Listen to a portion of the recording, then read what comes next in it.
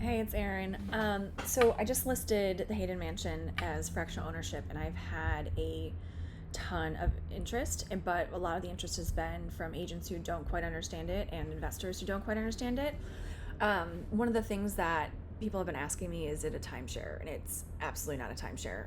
The difference between fractional ownership and timeshare is timeshare, you just really own the weeks, and there's not really much in the way of like a traditional ownership. Like, you just are able to use the property during those weeks and those weeks only, and it's a very difficult asset to sell. People usually have to get attorneys involved in order for people to be able to even get out of them, and there's not appreciation in the sense that it would be with a typical condo or home or some kind of asset that you own.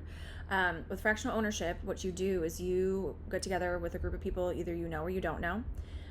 We have attorneys that you can speak to and CPAs who you can speak to, and you form an LLC. You get all of the unknowns out of the way. What happens if somebody doesn't pay their assessments? What happens if somebody stops paying their mortgage?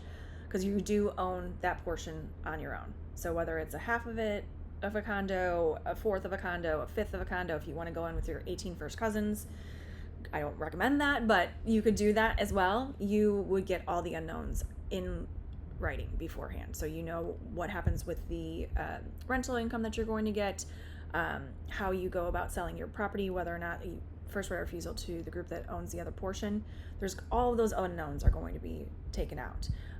The nice thing about the fractional ownership in the Hayden is we have, through our research, have found that 4-bedroom, 4-baths in Nashville are the highest performing short-term rentals in the city. And the reason being is that's really the threshold.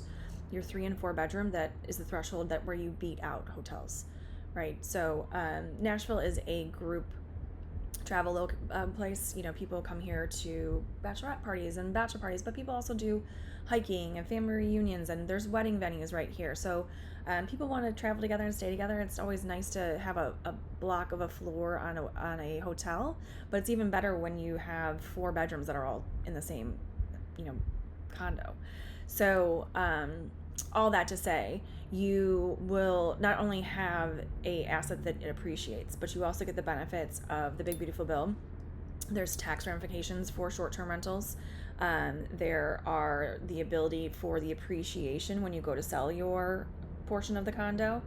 But again, going back to the performance, 4-bedroom, 4-baths are going to perform much more. But of course, a 4-bedroom, 4-bath is $1 million condo in Nashville. A 1-bedroom can be anywhere between 300 to 500, depending upon location and size, but those entities don't perform. So it's, if you're not using it as like a secondary home, it's really just trading money. Like, you're gonna have to write checks for your mortgage.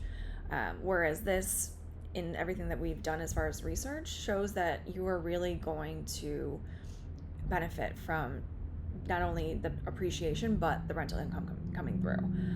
That could also offset some of your tax things. Like, I'm not an accountant and I'm not an attorney, but I know enough to be dangerous. And I also know the people to put you in touch with that can verify everything that I'm saying.